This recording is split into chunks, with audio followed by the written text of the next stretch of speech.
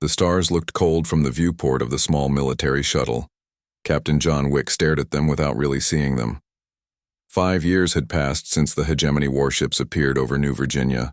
5 years since he watched the planet burn from his damaged escape pod. 5 years since he lost everything. "We're approaching Earth Central, Captain," the pilot called back. "Admiral Fletcher is waiting for you." John nodded, but said nothing. He wasn't supposed to be here. After what happened on the Rigel campaign, he had sworn never to return to Earth or its military. He had found a quiet spot on the edge of human space where no one knew his name or the things he had done. But then Fletcher's message had come, flagged with the highest priority codes. Some codes you couldn't ignore, even if you wanted to. The shuttle docked with a soft bump. John grabbed his worn duffel bag and walked to the exit. He wore simple civilian clothes, a black shirt, dark pants, and an old leather jacket. Nothing about him suggested he was the man alien soldiers called Baba Yaga, a name whispered with fear across a dozen star systems. Admiral Susan Fletcher waited at the dock. She was a tall woman with gray hair pulled back in a tight bun. Her uniform was spotless, decorated with medals and ribbons John didn't bother to count. "It's been a long time, John," she said, extending her hand. "Not long enough," he replied, but shook her hand anyway. They walked through the busy halls of Earth Central Command. Soldiers and officers moved aside when they saw the Admiral. A few of the older ones recognized John. He saw the mix of respect and fear in their eyes before they quickly looked away. Fletcher led him to a secure room deep in the building. The walls were made of special material that blocked all signals. No one could listen to what was said here. "I wouldn't have called you back if it wasn't important," Fletcher said as the door sealed behind them. "You always say that," John replied. He dropped his bag on the floor and sat down. "Why am I here, Susan?" Fletcher touched a control panel. A holographic map appeared above the table between them. It showed human space, a small cluster of stars on the edge of the much larger galactic hegemony. "In the last 6 months, we've lost contact with 3 colony worlds," she said, pointing to blinking red dots on the map. "Proxima 4, Deneb Colony, and New Harmony. All gone silent within weeks of each other." John leaned forward slightly. "Pirates?" "That's what I thought at first," Fletcher said. "But then we got this." She pressed another button. A fuzzy video appeared. The image showed a human woman in a colonial uniform. Her face was dirty and there was blood on her cheek. "This is Governor Wells from Proxima 4, the woman said, her voice shaking. "They came without warning. Not pirates, military ships, hegemony designs, but no markings. They're jamming our distress calls. They're killing everyone. This isn't random. They're searching for something. Please send." The video cut off in static. Fletcher turned off the hologram. "That was 3 months ago. We sent a patrol ship to investigate. It disappeared, too." John's face remained blank, but his hands had tightened into fists. "The peace treaty is still in place officially," Fletcher cut in. "Earth government won't risk open war with the hegemony. We're outnumbered 10 to 1. "Then why am I here?" Fletcher's eyes narrowed. "Because I need someone who can go where official channels can't. Someone who can find out what's happening and bring back proof. You have intelligence agents for that." "I had 3. They're all missing now, too."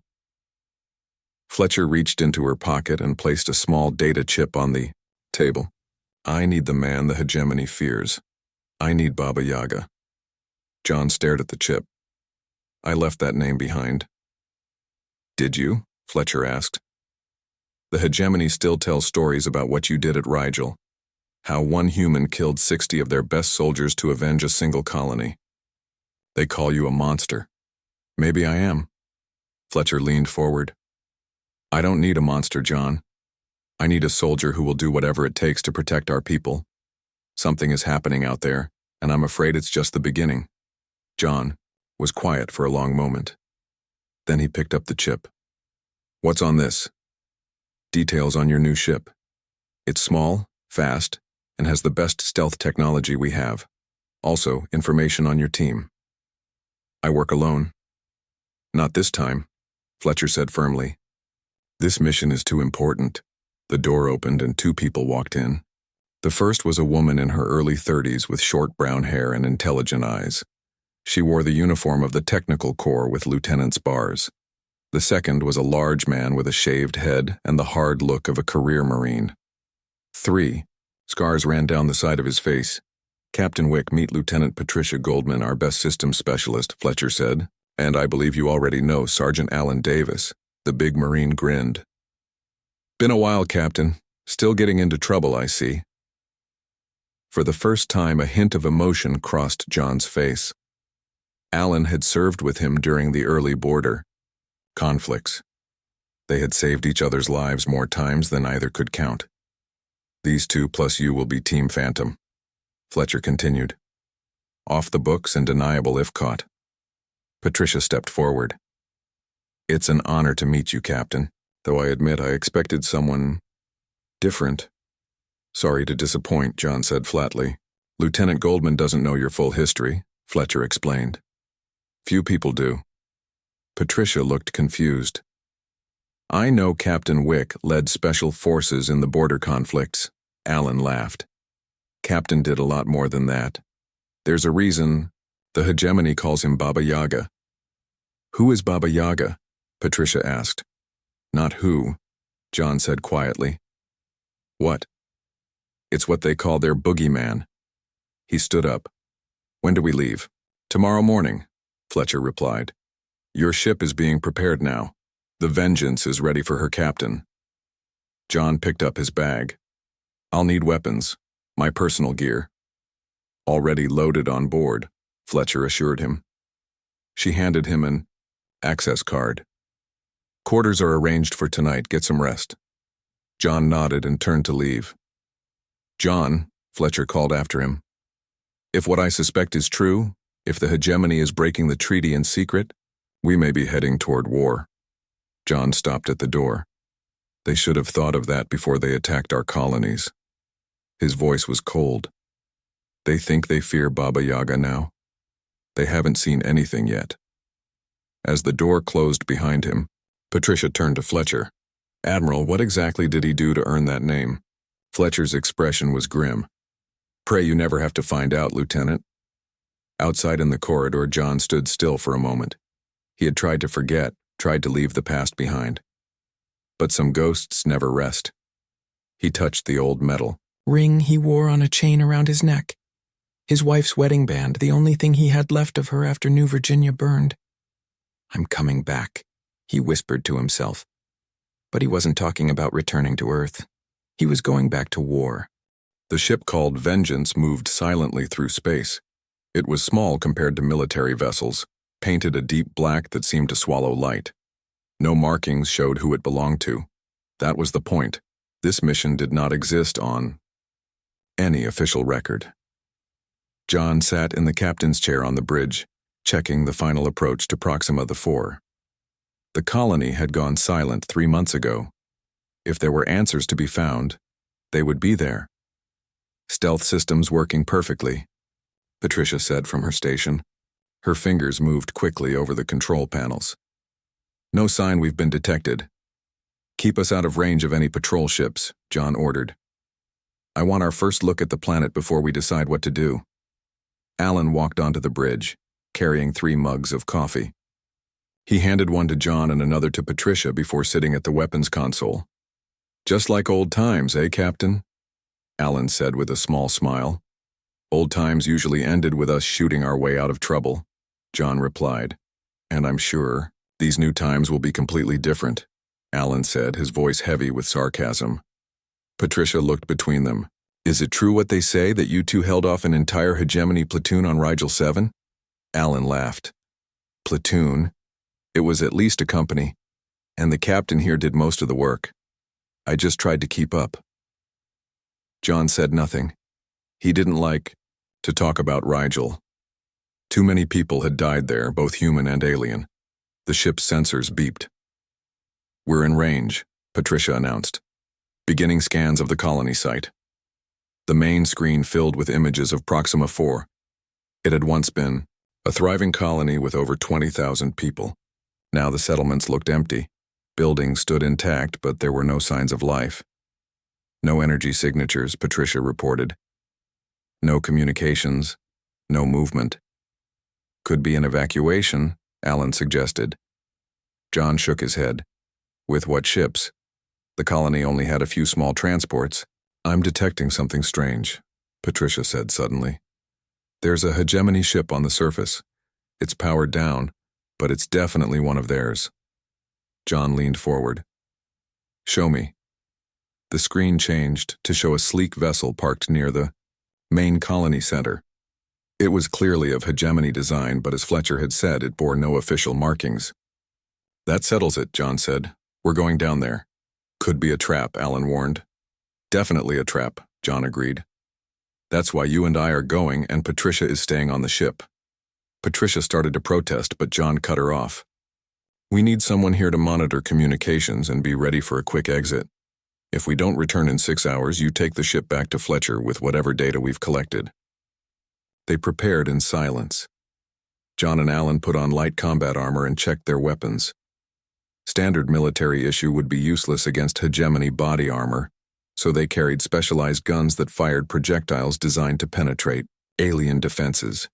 An hour later, their shuttle touched down a mile from the colony center. The planet's air was breathable but cold. Their breath made small clouds as they moved between empty buildings. It's too quiet, Alan whispered. Where are the bodies? He was right. If the colony had been attacked, there should be signs of fighting. But the streets were clean. Homes stood with doors open, meals half-eaten on tables as if everyone had simply walked away. They were looking for something, John reminded him. Maybe they took the colonists for questioning. They approached the hegemony ship carefully. It seemed abandoned, its entry ramp down and open. I don't like this, Alan muttered, his gun ready. John signaled for him to cover the entrance while he went inside. The ship's interior was dark, lit only by emergency lights. John moved silently through narrow corridors until he reached what appeared to be the command center. A body lay, slumped over the controls. Not human. It was a hegemony officer, tall and thin with the characteristic gray skin of their species. John checked for life signs, but found none. Alan, he called softly into his communicator. Come see this. Alan joined him moments later, whistling softly when he saw the dead alien. Shot in the back, he observed, by a hegemony weapon from the look of it. John was already accessing the ship's computers. His translator device helped him navigate the alien system. They were looking for something specific, he said after a few minutes. Something called the key? The translation isn't clear. The key to what? It doesn't say. But whatever it is, they think humans found it. John downloaded the ship's logs to a data drive. Let's check the colony center. The commander's office might have more information. They left the ship and moved toward the large central building. Inside, they found signs of struggle, papers scattered across floors, furniture overturned. In the commander's office, the computer had been smashed. Someone didn't want information getting out, Alan said. John looked around carefully. Help me search. Look for anything hidden. False walls, floor panels, anything. They searched methodically. Finally, Alan called out from behind the desk. Found something. A small panel had been opened in the floor. Inside was a metal box and a data pad. John took them both and opened the box first. It contained a strange object. A small cylinder made of a material neither of them recognized. It seemed to pulse with a faint blue light. What is it? Alan asked.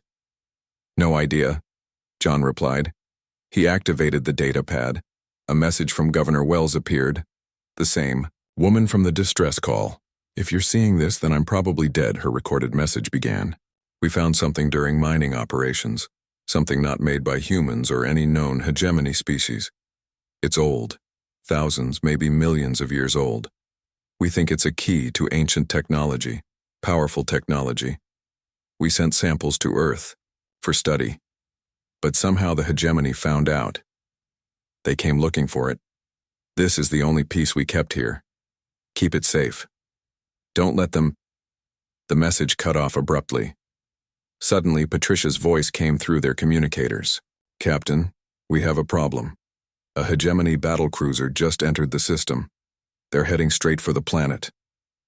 John carefully placed the cylinder in a secure pocket of his armor. "Time to go. Bring the shuttle around to our position." "There's more?" Patricia sounded worried. "I intercepted communications. They know we're here. They're calling for reinforcements. They're saying Baba Yaga has returned." John and Alan looked at each other. "How did they know?" Alan asked. "It doesn't matter," John said. "Get ready to run." As they moved toward the exit, a voice called out in the universal translator language. "Humans, you are surrounded. Surrender the artifact and you will be allowed to live." John motioned Alan to a defensive position.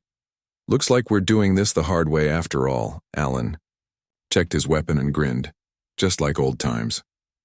Blaster fire lit up the empty colony streets. John and Alan moved quickly between buildings, staying low and returning fire when possible. At least 20 hegemony soldiers pursued them, their tall gray forms visible in brief flashes as they advanced. "Patricia, what's your status?" John asked into his communicator. 2 minutes out, her voice crackled back. "There's a clearing 50 meters north of your position. I can land there." "Copy that," John replied. He signaled to Alan. "We need to move north. Ready?" Alan nodded and fired 3 quick shots that sent the nearest aliens diving for cover. "Ready." They ran together, moving in the practiced pattern of soldiers who had fought side by side before. One would advance while the other provided covering fire. Then they would switch roles. Despite being outnumbered, they made steady progress toward the extraction point. Then Alan stumbled. A hegemony energy blast had grazed his leg. It wasn't serious, but it slowed him down. "Go!" Alan shouted to John. "Get the artifact back to Fletcher." John didn't answer. Instead, he turned and fired rapidly, dropping 2 hegemony soldiers. Then he moved back to Alan's position, grabbed his arm and pulled him up. "We started together. We leave together," John said firmly. "Now move." They reached the clearing just as the shuttle descended. The side door opened and Patricia fired from inside, providing cover as they climbed aboard. "Go, go, go!" Alan yelled once they were in. The shuttle rose quickly, its engines straining as Patricia pushed it to maximum acceleration. Energy blasts from hegemony weapons hit the underside, but the shields held. Within minutes, they had left the atmosphere and were racing back to the Vengeance. "The cruiser is moving to intercept," Patricia warned as she piloted the shuttle. "We won't make it to the ship before they're in range." John moved to the co-pilot seat. "Change of plans. Take us behind the planet's moon. We'll hide there until the Vengeance can come to us." The shuttle ducked behind Proxima Phi's large moon, using its mass to block the cruiser's sensors. For now, they had a moment to breathe. Alan examined the wound on his leg. "Not bad," he decided. "I've had worse." "Let me see," Patricia insisted, leaving the controls briefly to check his injury. She applied a medical spray that would numb the pain and begin healing the damaged tissue. John sat quietly, looking at the strange cylinder they had recovered. In the shuttle's light, the blue glow pulsed more strongly. "What do you think it is?" Patricia asked, noticing his focus on the object. "I don't know," John admitted. "But if the hegemony wants it this badly, it must be important." Alan leaned forward. "The governor called it a key to ancient technology. That's why they attacked the colonies," Patricia realized. "They're searching for this technology, whatever it is." John nodded. "And they're willing to break the peace treaty to get it." Their communicators beeped. It was a message from the Vengeance, which was now moving to their position.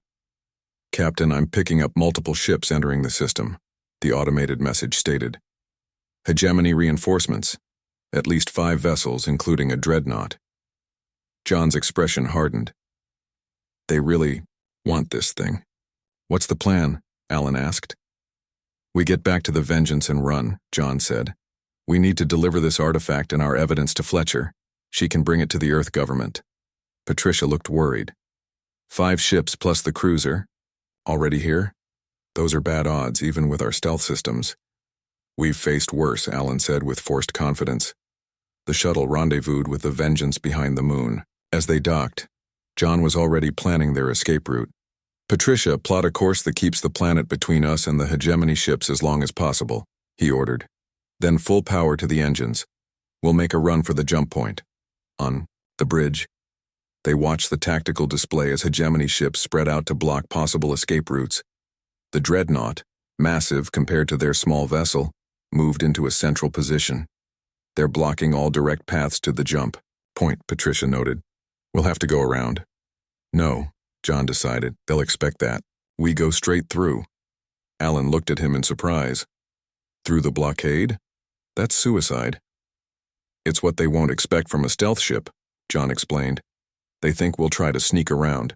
Instead, we'll power up weapons, hit their lead ship hard, and punch through before they can react.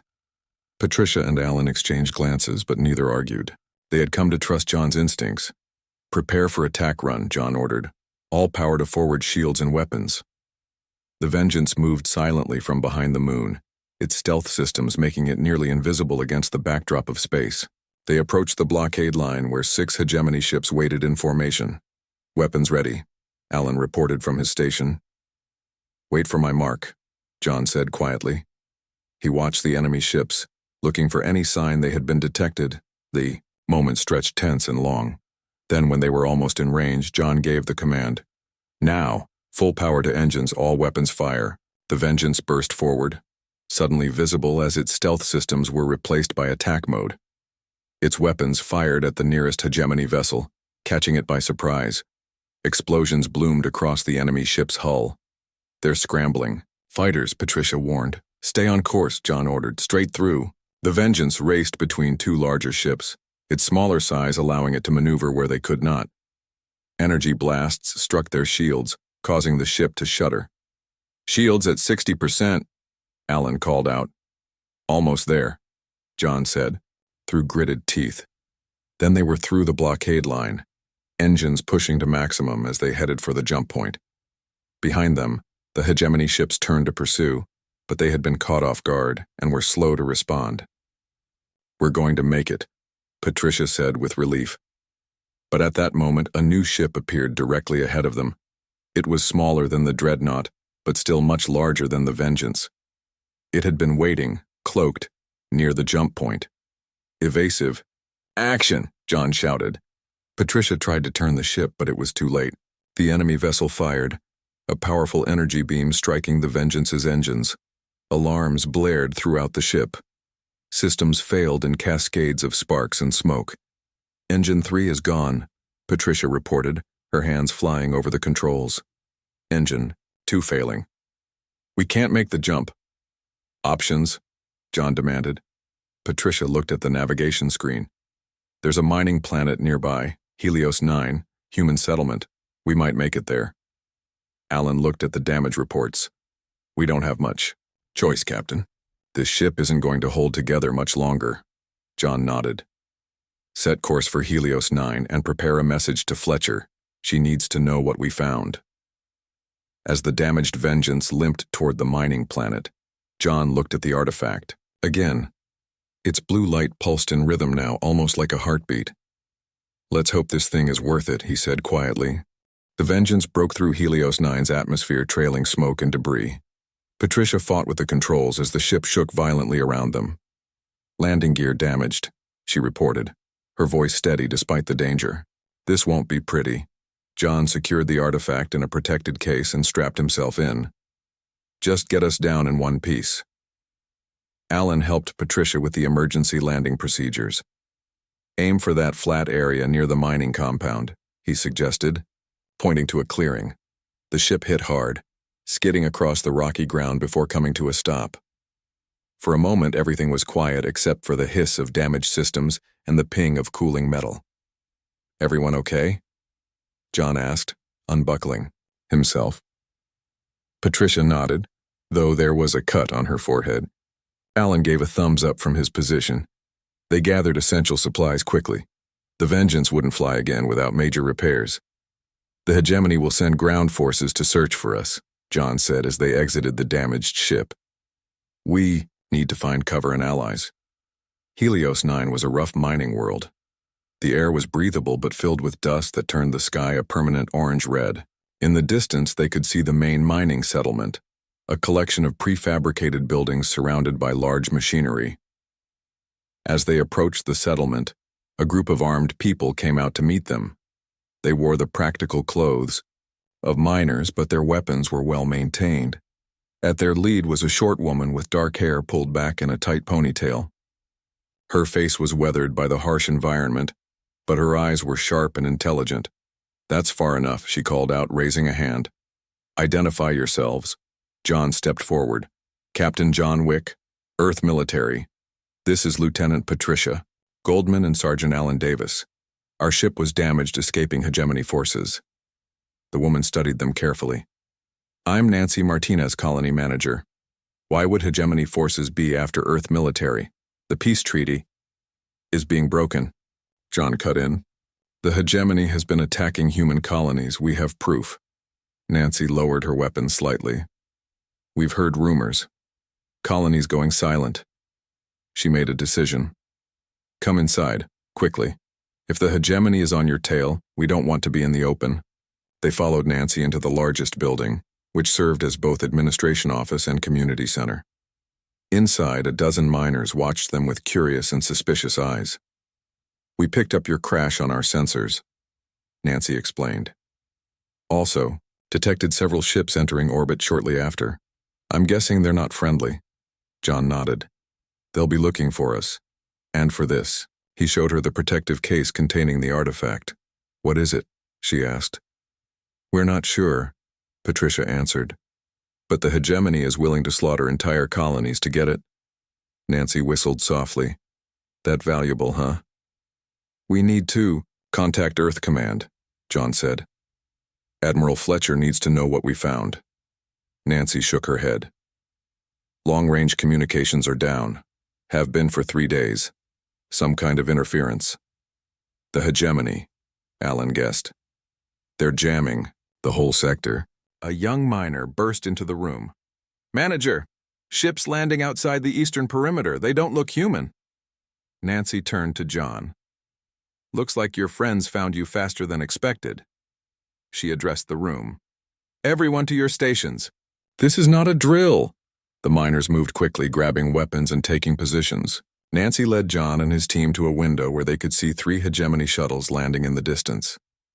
"How many people can fight?" John asked. "About 30 with combat experience," Nancy replied. "This is a frontier world. Everyone knows how to handle a weapon."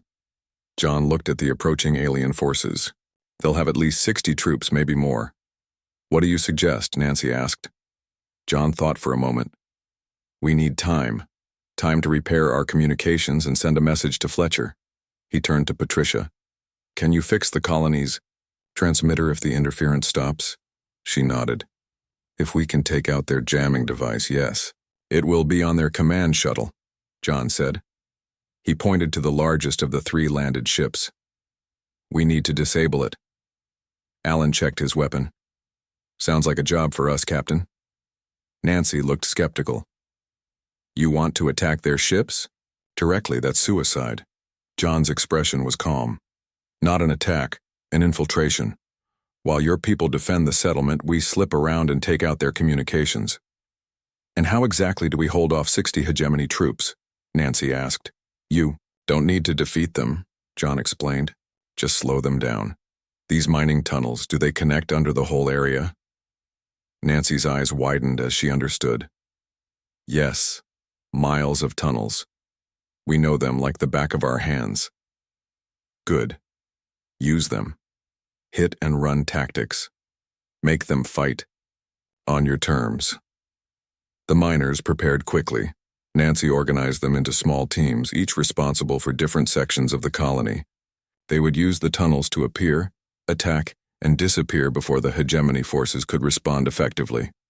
Meanwhile, John, Alan, and Patricia prepared for their mission.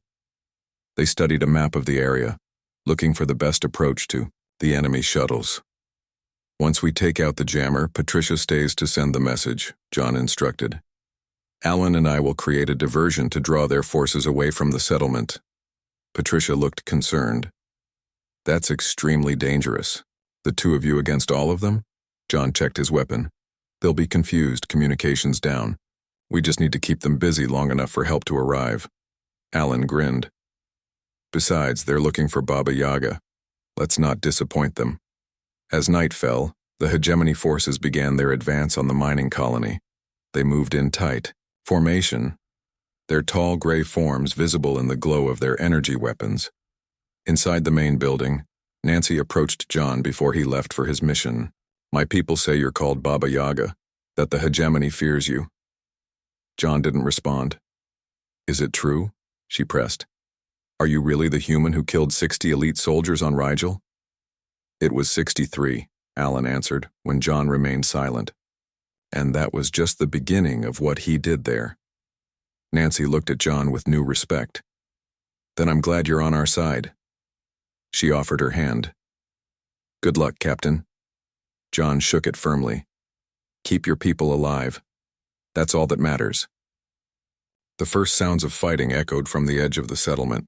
John led his team out through a back entrance. They moved silently through the darkness, circling around toward the enemy shuttles. Behind them, the miners executed their plan perfectly, appearing from tunnel entrances to fire at the hegemony forces before disappearing again. The aliens, frustrated, shouts could be heard as they failed to pin down their elusive targets. John looked up at the night sky. Somewhere up there, hegemony ships were waiting, and beyond them, Earth remained unaware of the threat building against it. Let's go, he said quietly. Time to send a message. The hegemony command shuttle stood like a dark monster against the orange sky of Helios 9. 2 guards patrolled its perimeter, their tall forms alert for any movement. They did not see the 3 shadows approaching from behind a pile of mining equipment. John signaled to Alan and Patricia. They had one chance to do this right. Alan raised his weapon and fired 2 precise shots. Both guards fell silently. Move, John whispered. They sprinted to the shuttle. Patricia worked quickly on the entry panel while John and Alan kept watch. The door slid open with a soft hiss. I'm in, Patricia said. Inside, they moved carefully through narrow corridors. The shuttle was mostly empty. The majority of troops had been sent to attack the mining colony. They encountered one hegemony technician who reached for an alarm before Alan knocked him unconscious. Patricia found the communications room first. Here, she called softly. This is the jamming equipment. The device was smaller than they expected. A black box with blinking lights connected to the shuttle's main systems. Patricia examined it carefully. Can you disable it? John asked. She nodded. Yes, but they'll know immediately when it stops. We'll have maybe 5 minutes before they send someone to check. Do it, John ordered. Alan and I will create a diversion. Once the jammer is down, send the message to Fletcher, then get back to the colony. Patricia looked concerned. What about you two? John checked his weapon. We'll keep them busy as long as we can, Alan grinned. Just make sure that message gets through. Patricia began working on the jammer while John and Alan moved deeper into the shuttle. They reached the engine room and planted small explosives they had brought from the Vengeance. Set for 3 minutes, Alan confirmed. That should get their attention. They made their way back to Patricia. She was typing rapidly on her portable communicator. Jammer is down, she reported. I'm connecting to the colony's long-range transmitter now. John nodded. Good. Get the message ready, but wait for our diversion before sending. We need to draw as many troops away from the colony as possible. They exited the shuttle the same way they had entered. Once outside, they split up. Patricia headed back toward the colony while John and Alan moved to a position where they could watch the 3 hegemony shuttles. Just like Rigel, Alan said quietly. John shook his head. At Rigel, we had better odds. The explosives detonated right on schedule. The command shuttle's engines erupted in flames. Alarms blared across the landing area. Hegemony soldiers who had remained with the shuttles rushed toward the fire. Now, John said into his communicator. Patricia's voice came back immediately. Sending the message now. John and Alan opened fire on the confused hegemony forces. Their shots dropped 3 aliens immediately. The rest scrambled for cover, returning fire. "They've seen us," Alan called out as energy blasts hit the ground. Around them. "Good," John replied. "Keep moving. Draw them away from the colony." They ran from cover to cover, firing when possible, always moving away from the direction of the mining settlement. More and more hegemony soldiers chased after them, abandoning their attack on the colonists to pursue the humans who had destroyed their shuttle. "Message sent." Patricia's voice came through their communicators. "Fletcher has received the data. She's sending ships." "How long?" John asked, ducking behind a rock as energy blasts flew past. 6 hours at best, Patricia replied. "Can you hold out that long?" John looked at Alan. The sergeant was breathing hard but gave a determined nod. "We'll try," John answered. "Get the artifact somewhere safe. It's what they're after." The chase continued for hours. John and Alan used the rough terrain to their advantage, setting traps and ambushes that slowed the pursuit. But they were outnumbered and couldn't stop to rest. Alan took a glancing hit to his shoulder during one exchange. The wound wasn't serious, but it slowed him down. "Go on without me," he told John as they hid in a small ravine. "I'll hold them here." John checked his weapon. Only a few shots left. "Not happening. We stick together." Night fell, bringing a temporary advantage as the humans could see better in the darkness than their pursuers. But hegemony soldiers had technology to compensate, and the hunt continued. By dawn, both men were exhausted. They had reached a cliff edge with nowhere left to run. Behind them, they could hear the hegemony forces approaching. 6 hours must be almost up, Alan said, checking his empty weapon. John nodded. "Fletcher won't let us down," a voice called out in the universal translator language. "Baba Yaga, you cannot escape. Surrender now." John and Alan exchanged glances. "Well, at least they remember you," Alan joked weakly. The voice continued. "We have your colony friends. Surrender or they die." John looked over a rock and saw a group of hegemony soldiers approaching. In front of them, they pushed several captured miners. Among them was Nancy. "They're bluffing," Alan whispered. "The whole colony couldn't be captured that fast." "Doesn't matter," John replied. "We can't risk their lives." He stood slowly, hands raised. "I'm coming out. Don't harm the colonists." The hegemony commander stepped forward. He was taller than the others, his gray skin marked with ceremonial scars that showed his high rank. "The famous Baba Yaga," he said, his translator making his voice sound flat and mechanical. "Emperor Kalmarek will be pleased when I bring him your head." John walked forward slowly. "Let the colonists go. This is between us." The commander laughed. "You are in no position to make demands, human." Suddenly the sky lit up with flashes of light. Everyone looked up to see Earth ships dropping out of jump space directly above them. Dozens of them led by a large battle cruiser. "Actually," John said, "I think I am." The hegemony commander stared in shock as Earth shuttles descended rapidly. Soldiers poured out, weapons ready. Among the first to land was Admiral Fletcher herself, accompanied by a full company of Marines. "Secure the area," she ordered.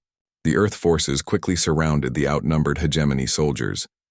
The hegemony commander looked at John with hatred. "This changes nothing. The Emperor will not stop until he has the artifact." Fletcher approached, her uniform crisp despite the dusty environment. "Your Emperor has bigger problems now. The Galactic Council has seen the evidence of his treaty violations. There will be consequences." John walked over to Nancy and the other miners. "Are you all right?" She nodded. "Your plan worked. Most of their forces chased after you two. We held the colony." Fletcher joined them. "The artifact is secure?" "Yes," John confirmed. "Patricia has it." Fletcher looked at him with respect. "Well done, Captain. Though I didn't expect your mission to start a war." "The war was already starting," John replied. "We just exposed it." Later, aboard Fletcher's ship, John watched through a viewport as Earth forces secured the hegemony vessels in orbit around Helios 9. Patricia had joined him, the artifact safely locked in a secure container. "What happens now?" she asked. "Now, we prepare," John answered. "The Emperor won't back down, especially not after this defeat." Patricia looked troubled. "So we really are going to war?" John touched the ring he still wore around his neck, thinking of all those who had already died. "The Galactic Empire said Baba Yaga dreads war," he said quietly. They were wrong. In the distance, more Earth ships arrived through jump points, gathering for whatever would come next. "Get some rest," John told Patricia. "Tomorrow we take the fight to them."